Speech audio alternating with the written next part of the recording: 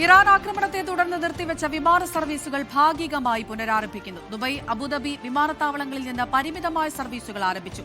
മസ്കത്തിൽ നിന്നുള്ള Oman air വൈകിട്ട് 7:48 കരിപ്പൂരിലെത്തി. അബുദാബിയിൽ നിന്നുള്ള ഇത്തിഹാദ് വിമാനം ഡൽഹിയിലെത്തി. ദുബായിൽ നിന്നുള്ള ഇത്തിഹാദ് വിമാനം കൊച്ചി വിമാനത്താവളത്തിൽ രാത്രി 11:30 എത്തും. എയർ ഇന്ത്യ എക്സ്പ്രസ് നാളെ മുതൽ മസ്കത്തിലേക്കും തിരിച്ചും വിമാന സർവീസുകൾ പുനരാരംഭിക്കും. PR അരവിന്ദ് വിവരങ്ങൾ നൽകാനായി ഡൽഹിയിൽ നിന്ന് ചേരുന്നുണ്ട്.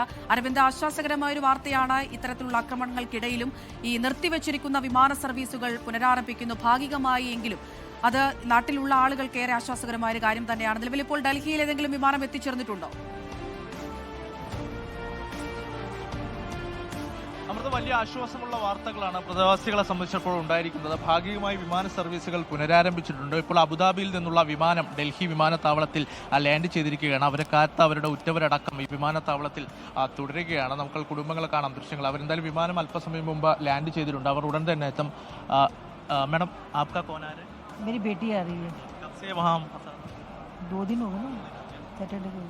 उससे बातचीत कर सकता था? एयरपोर्ट में कैसा था? उसने सब ठीक था, लेकिन दुखी तो हम बहुत हुए, लेकिन ठीक थी। വലിയ ആശ്വാസമുണ്ടെന്നതാണ് അവർ പറയുന്നത്. കാരണം കഴിഞ്ഞ 2 ദിവസമായി പശ്ചിമേഷ്യൻ രാജ്യങ്ങളിലുണ്ടായ സംഘർഷങ്ങളെ തുടർന്ന് വിമാന സർവീസുകൾ പൂർണ്ണമായും തടസ്സപ്പെടുന്ന ഒരു സാഹചര്യമായിരുന്നു ഉണ്ടായിരുന്നത്.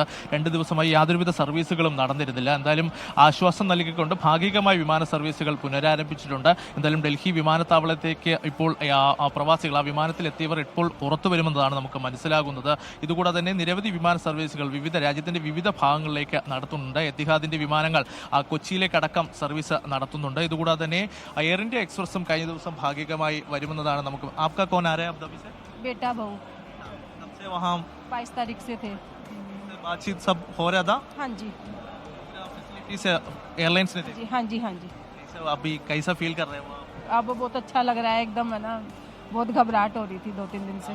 दिल्ली से और എന്തായാലും 2 ദിവസം വളരെയധികം ഭയപ്പെടുന്ന സാഹചര്യമായിരുന്നു ഉണ്ടായിരുന്നത് എന്നതാണ് കുടുംബക്കാരും അതുപോലെ തന്നെ ബന്ധുക്കളടക്കം വ്യക്തമാക്കുന്നത്. എന്തായാലും ആ ഭയത്തിന് അല്ലെങ്കിൽ അതിന് അവസാനമായിരിക്കുന്നു. അവരുടെ കുടുംബാംഗങ്ങൾ തിരിച്ച് ഡൽഹി വിമാനത്താവളത്തിലേക്ക് എത്തുകയാണ്. വിമാനം ലാൻഡ് ചെയ്തിട്ടുണ്ട്. അല്പസമയത്തിനകം തന്നെ അവർ പുറത്തിറങ്ങും. എത്തിഹാദിന്റെ 4 സർവീസുകൾ ഇന്ന് രാജ്യത്തിന്റെ വിവിധ ഭാഗങ്ങളിലേക്കുണ്ട്. കൊച്ചിയിലേക്കും എത്തുന്നുണ്ട്. അതോടൊപ്പം തന്നെ വിവിധ മറ്റ് സർവീസുകളും ഉണ്ട് എന്നതാണ് നമുക്ക് മനസ്സിലാകുന്നത്. ഇതോടൊപ്പം തന്നെ എയർ ഇന്ത്യ എക്സ്പ്രസ് നാളെ ഇത്തരത്തിൽ വിമാന സർവീസ് നടത്താൻ പോവുകയാണ്. ഗൾഫ് രാജ്യങ്ങളിൽ നിന്ന് പുറപ്പെടുന്ന ആദ്യ വിമാന കമ്പനിയായി എയർ ഇന്ത്യ എക്സ്പ്രസ് സർവീസ് നടത്തുന്നു. നാളെ തിരുച്ചിറപ്പള്ളിയിലേക്ക് സർവീസ് നടത്തുമെന്നതാണ് ഇപ്പോൾ വ്യക്തമാക്കിയിരിക്കുന്നത്. എന്തായാലും सॉरी, हाँ जी, हाँ जी। कौन है? गेस्ट है। हाँ जी, कब आ रहा था टाइम? तो बस अराइव हो गई है फ्लाइट, बस आने वाले होंगे।